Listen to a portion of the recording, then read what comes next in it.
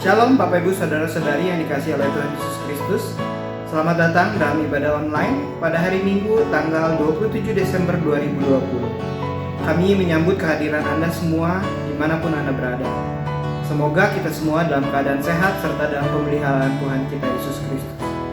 Pada minggu ini tema yaitu iman dan pengabdian orang Majus yang diambil dari Matius 2 ayat 1 sampai dengan ayat yang 11. Bagi Bapak Ibu Saudara-saudari yang rindu ingin didoakan, Anda dapat mengirimkan permohonan doa Anda melalui nomor WhatsApp yang tertera pada layar kaca Anda.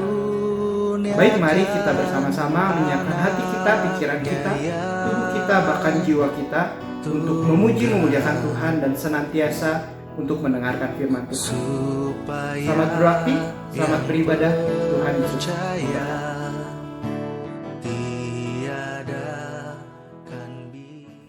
Shalom Bapak Ibu Saudara-saudari yang dikasihi oleh Tuhan Yesus Kristus. Shalom. Shalom. Semoga hari ini kita mendapatkan selalu penyertaan Tuhan dan berkat Tuhan. Dan selamat hari Natal untuk Anda semua yang ada di manapun. Dan selamat menyongsong hari tahun baru 2021. Dan hari ini spesial di minggu terakhir di tahun 2020.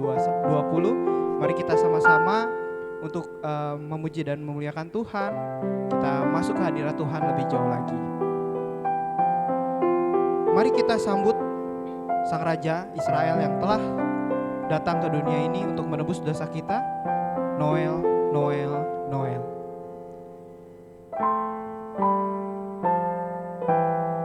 Di malam yang sepi dan sunyi, terdengarlah suara malak bernyanyi.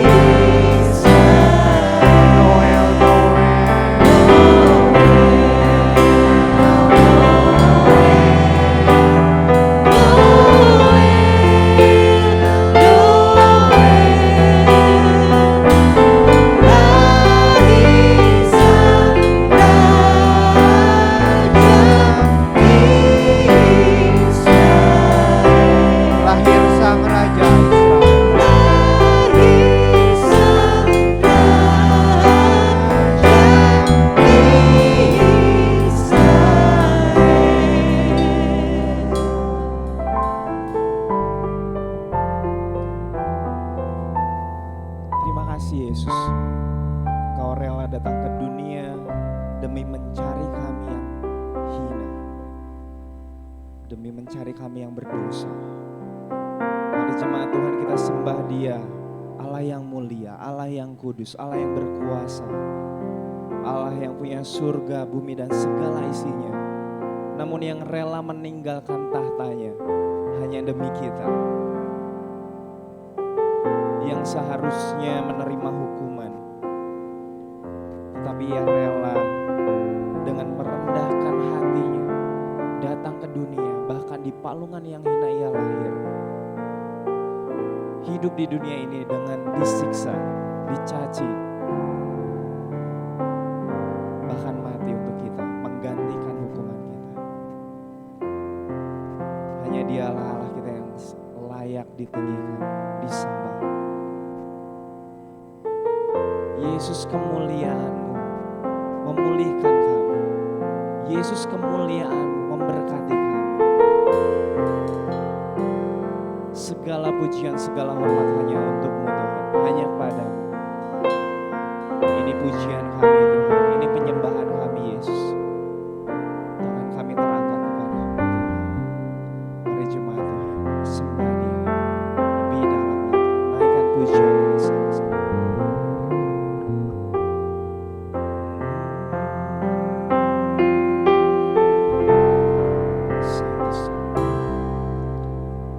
Yesus, kemuliaan-Mu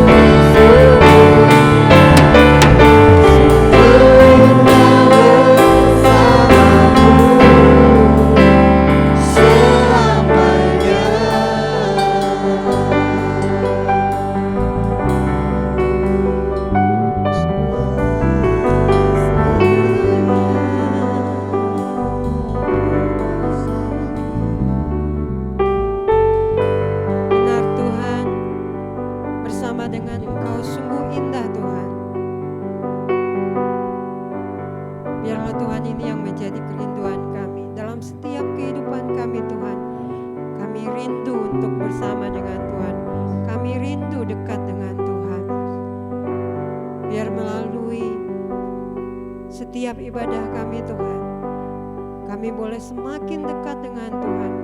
Kami semakin tahu bagaimana caranya kami untuk mendekat kepada Engkau, sehingga kami mengerti dan memahami apa yang Tuhan mau dan Tuhan kehendaki dalam kehidupan kami Tuhan.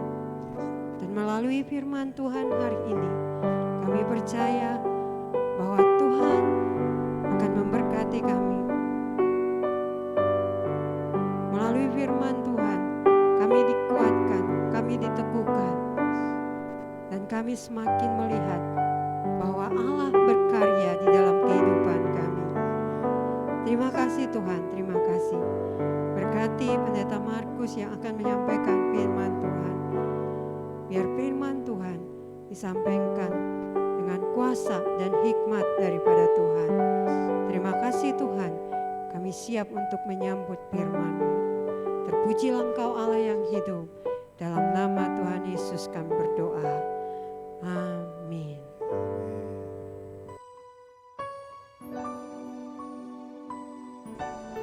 Salam. Selamat pagi Bapak dan Ibu dan saudara-saudara yang dikasihi oleh Tuhan kita Yesus Kristus. Dan juga yang diberkati oleh Tuhan kita Yesus Kristus. Selamat berjumpa di hari Sabat pagi hari ini. Dan pada pagi hari ini saya mengajak Bapak Ibu Saudara untuk belajar firman Tuhan dari kitab Matius pasal 2 ayat 1 sampai 12. Dan saya memberikan tema khotbah pagi ini adalah iman dan pengabdian orang Majus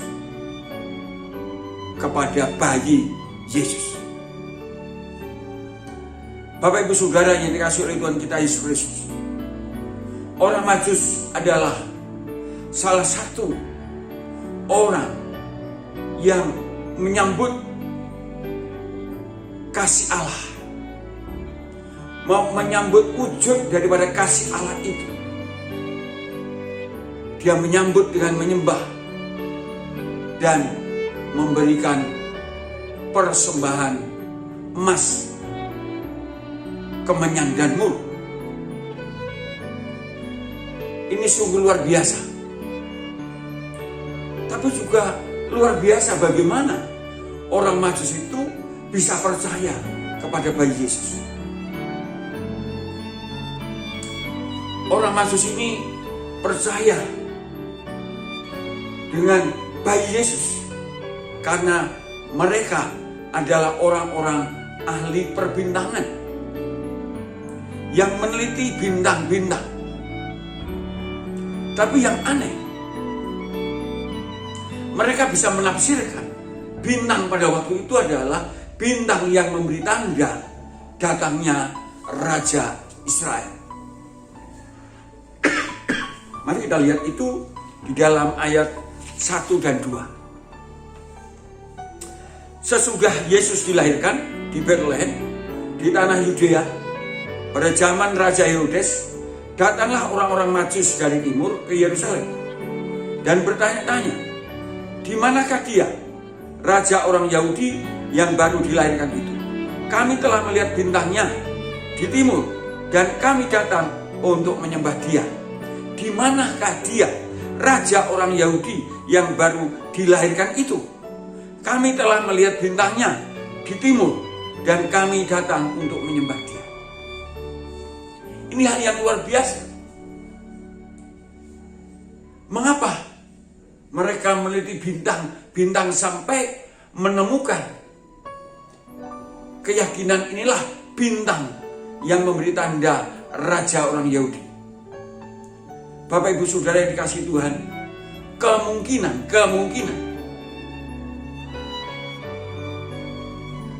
dia meyakini kata-kata Biliam. Biliam adalah orang yang pernah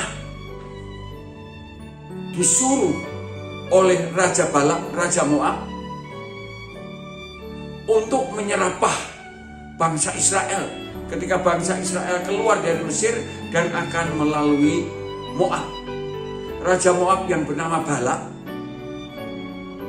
ketakutan.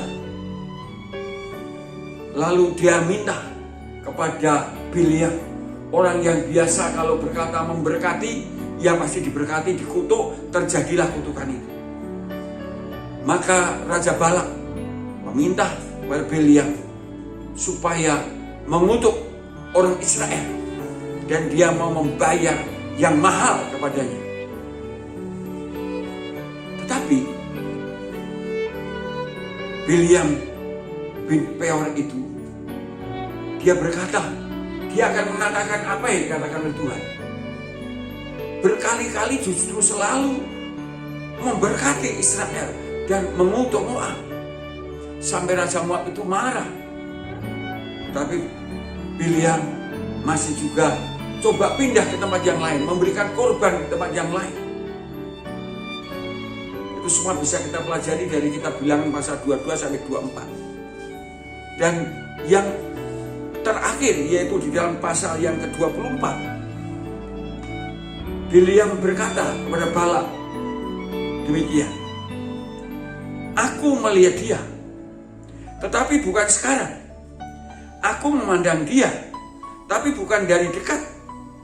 Bintang terbit dari Yakub, tongkat kerajaan timbul dari Israel, dan meremukkan pelipis-pelipis Moab, dan menghancurkan semua anak Sem. Maka Edom akan menjadi tanah pendudukan, dan Syir akan menjadi tanah pendudukan musuh-musuhnya itu. Tetapi Israel akan melakukan perbuatan-perbuatan yang gagah perkasa. Bileam malah kembali juga mengutuk Moab. Sebab dikatakan dalam ayat 17, aku melihat dia, tapi bukan sekarang. Aku memandang dia, tapi bukan dari dekat. Bintang terbit dari Yakub, tongkat kerajaan timbul dari Israel, dan meremukkan pelipis-pelipis Moab. Malah mengutuk Moab. Kemungkinan besar ahli perbintangan ini meneliti kata-kata Bileam ini. Dan penelitian ini sudah lama sekali, sebab dari Bileam mengatakan tentang bintang Yakub itu, menubuatkan tentang bintang Yakub yang akan menjadi pertanda raja orang Yahudi yang akan melakukan hal yang perkasa itu kurang lebih 1300 tahun sebelum Masehi, sebelum Kristus lahir. Jadi itu jarak yang lama sekali. Tapi bagaimana dia bisa menafsirkan itu? Itu yang aneh. Itulah cara Tuhan bekerja. Bapak Ibu Saudara yang dikasihi Tuhan, Allah bisa bekerja dengan berbagai-bagai cara. Sebagai seorang ahli perbintangan, dia bisa berbicara melalui bintang-bintang itu. Ada ahli-ahli kitab keyakinan yang lain, Allah bisa berbicara melalui Alkitab mereka. Kita sering mendengar kesaksian-kesaksian orang-orang yang meneliti kitab sucinya sendiri, karena ada kata Yesus di sana, lalu coba meneliti Alkitab dan akhirnya menjadi percaya Yesus. Ada banyak di Indonesia ini juga aliran-aliran kebatinan yang bertolak dari keyakinannya itu, kemudian menjadi percaya kepada Yesus. Seperti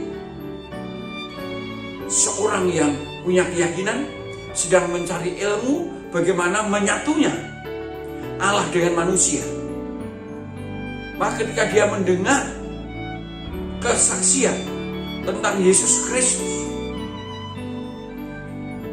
yang ditulis dalam kitab Wahyu pasal 3 ayat 20, lihatlah aku berdiri di muka pintu, mengetok pintu, barang siapa membukakan pintu, aku akan, barang siapa mendengar suaraku dan membukakan pintu, aku akan masuk mendapatkannya. Aku akan makan bersama-sama dia, dia bersama dengan aku.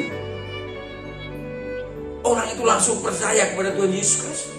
Mengapa? Karena inilah ilmu yang dicari, menyatunya Allah dengan manusia. Dan bertemu ternyata di dalam Yesus Kristus.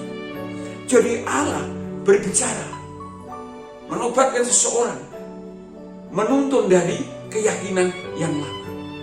Bahkan seorang yang suka menafsirkan mimpi pun, akhirnya dia pun mimpi, dan melalui mimpinya ini dia bisa menemukan Yesus Kristus.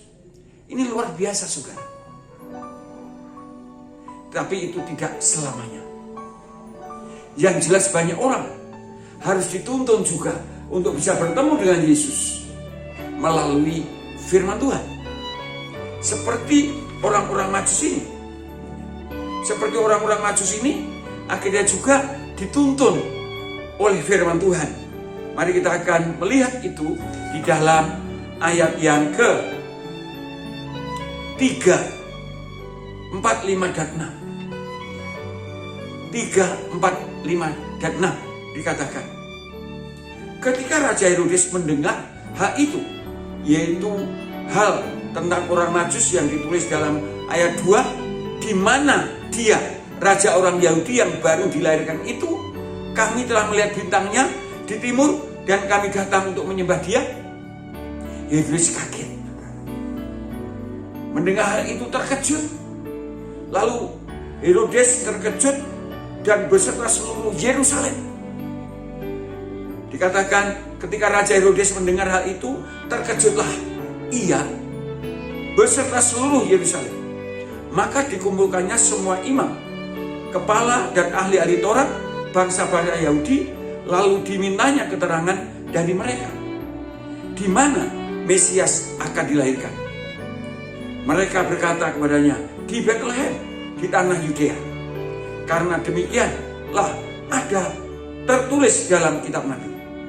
Dan engkau Betlehem, tanah Yehuda, engkau sekali-kali bukanlah yang terkecil di antara mereka yang memerintah Yehuda.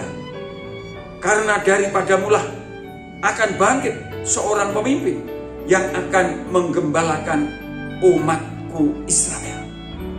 Wow, luar biasa, saudara. Akhirnya orang Majus itu dibimbing oleh firman Allah. Mengapa? Sebab pada waktu itu bintangnya hilang. Setelah masuk wilayah Yerusalem, bintangnya hilang. Orang Majus ini kemudian berpikir, karena ini raja, pastilah juga akan lahir di kerajaan. Dia tidak berpikir kan itu lahir di kandang. Maka dia masuk ke istana Herodes dan bertanya tadi. Ketika orang ahli Taurat pada para imam sudah menjelaskan itu, kemudian Herodes menyuruh orang-orang Majus ini meneliti bayi itu, dan dia pura-pura ingin mau ikut menyembah dia juga. Terus dalam ayat 7 dikatakan, lalu dengan diam-diam Herodes memanggil orang-orang Majus itu dan dengan teliti bertanya kepada mereka. Rupanya bila teliti mungkin menanyai, menginterogasi panjang lebar. Dan setelah itu Herodes, dikatakan ayat 8, kemudian ia menyuruh mereka ke Betlehem. Katanya, pergi dan selidiki dengan seksama hal-hal mengenai anak itu, dan segera sudah kamu menemukan dia, kabarkanlah kepadaku supaya aku pun datang menyembah dia. Lalu orang-orang Majus itu keluar dari istana Herodes, dan dikatakan ayat 9, setelah mendengar kata-kata raja itu, berangkatlah mereka, dan lihatlah bintang yang mereka lihat di timur itu mendahului mereka hingga tiba dan berhenti di atas tempat di mana anak itu berada. Wow, saudara, bintang itu muncul lagi, saudara. Tapi bintang muncul itu sudah dikuatkan oleh firman Allah, karena orang-orang Majus sudah mendengar firman Allah bahwa tempatnya ada di Betlehem. Dan bintang itu muncul lagi dan berjalan. Dan kemudian orang Majus mengikuti bintang itu sampai di mana bintang itu berhenti dan menyinari rumah di mana Yesus berada bersama Maria dan Yusuf.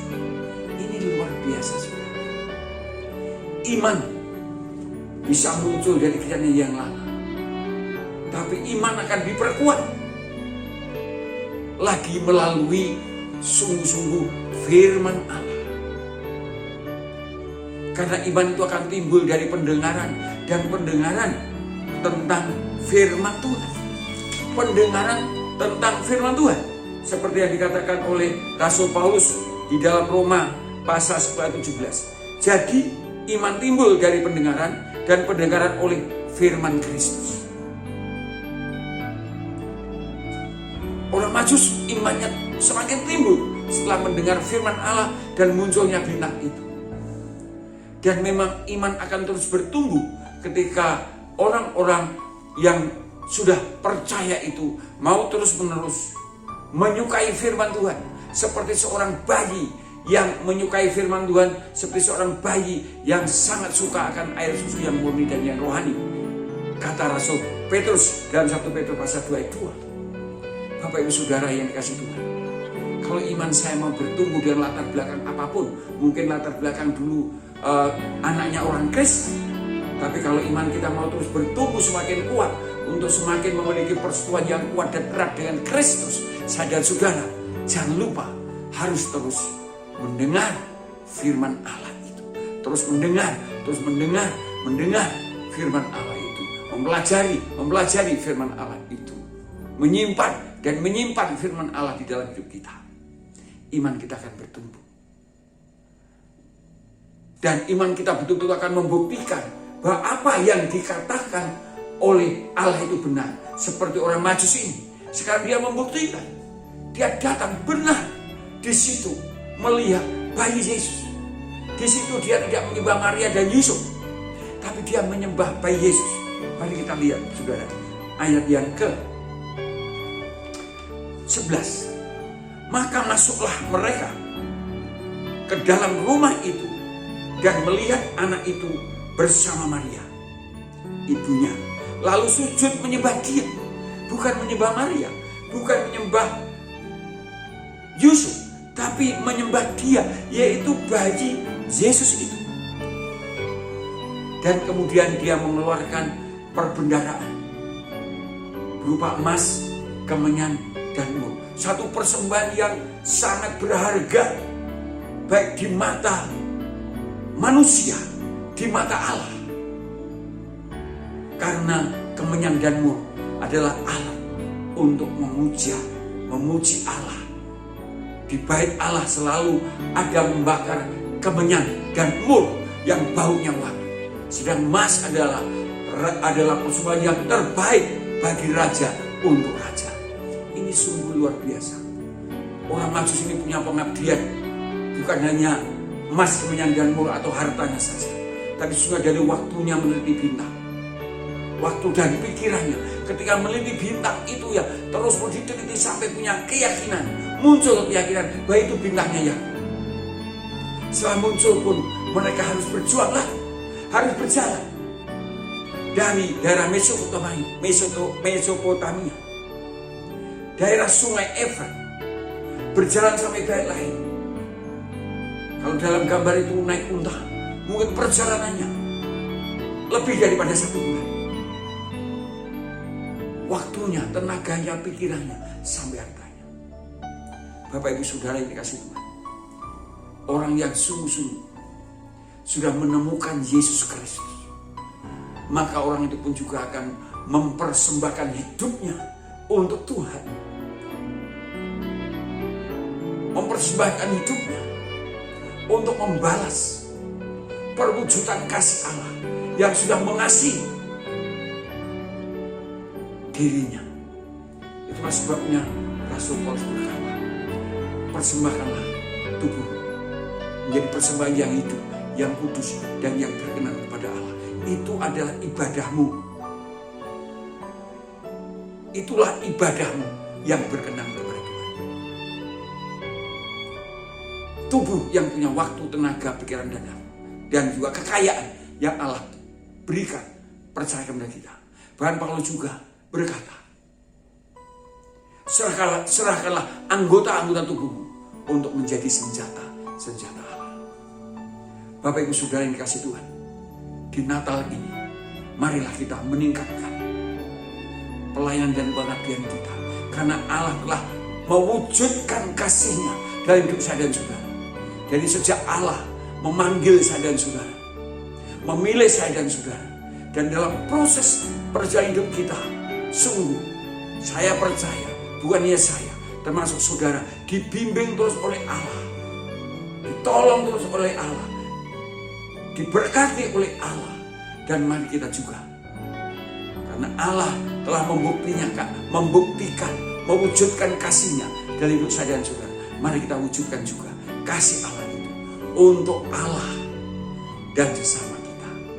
Karena segala sesuatu datang dari Dia, oleh Dia, kepada Dia.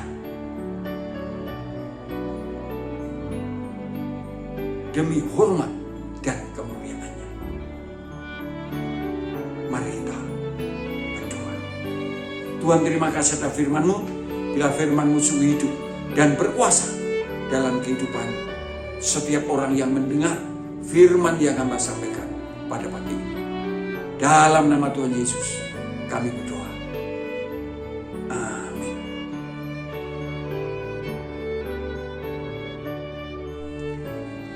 Dengan tidak terasa, kita akan segera memasuki tahun 2021.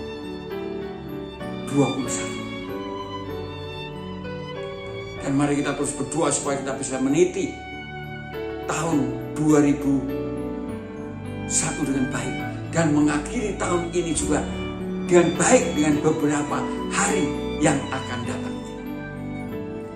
Dan marilah kita berdoa untuk mengakhiri seluruh rangkaian ibadah pada saat ini.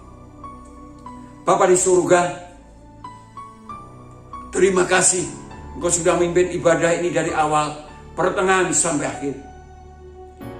Kami berdoa supaya sungguh Tuhan terus menjaga, memelihara jemaat-Mu ya Tuhan.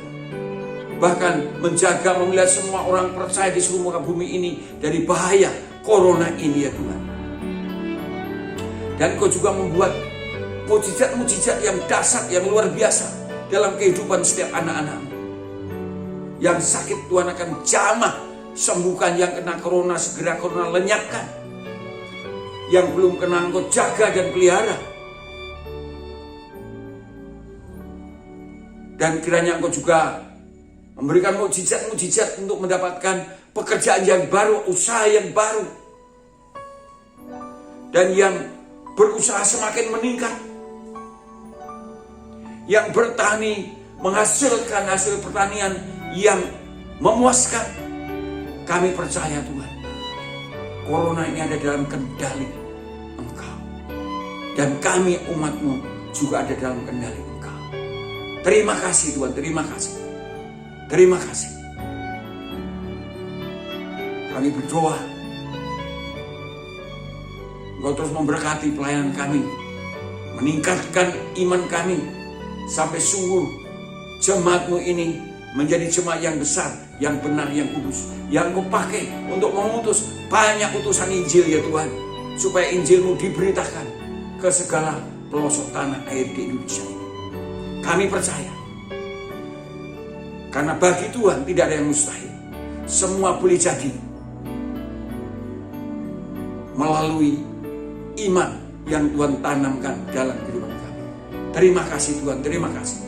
Kami berdoa supaya damai sejahtera Allah, kasih Allah, kuasa Allah yang ada dalam persekutuan Bapa, Anak, dan Roh Kudus menyertai dan memberkati jemaat-Mu ini dari sekarang sampai selama-lamanya. Amin.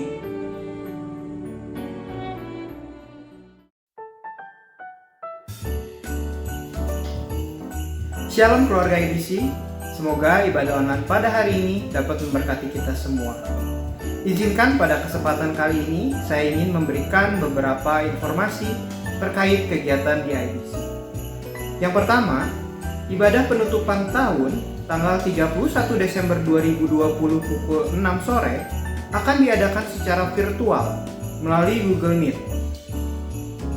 Sedangkan ibadah pembukaan tahun tanggal 1 Januari 2021 akan diadakan juga secara virtual melalui Google Meet pada pukul 6 sore. Yang kedua, IBC mengucapkan selamat ulang tahun kepada Bapak, Ibu, Saudara-saudari yang berulang tahun di minggu ini. Kiranya Tuhan Yesus memberkati. Yang ketiga, update terus kerohanian kita setiap pagi dengan mengakses embun sorgawi renungan pagi keluarga IBC yang rilis setiap pukul 5 pagi hari melalui YouTube channel atau WhatsApp group IBC. Yang keempat, bagi IBC Kids, jangan lupa untuk beribadah secara online setiap hari Minggu pada pukul 8 pagi melalui YouTube channel IBC. Para orang tua diharapkan dapat mendampingi buah hatinya dalam pertumbuhan rohani melalui ibadah online ini. Dan yang terakhir, persembahan dan persepuluhan dapat Anda masukkan ke dalam kotak yang sudah tersedia di gereja, atau Anda dapat mentransfer melalui nomor yang tertera pada layar kaca Anda. Demikian IBC Update pada minggu ini. Tetap sehat dan Tuhan Yesus memberkati.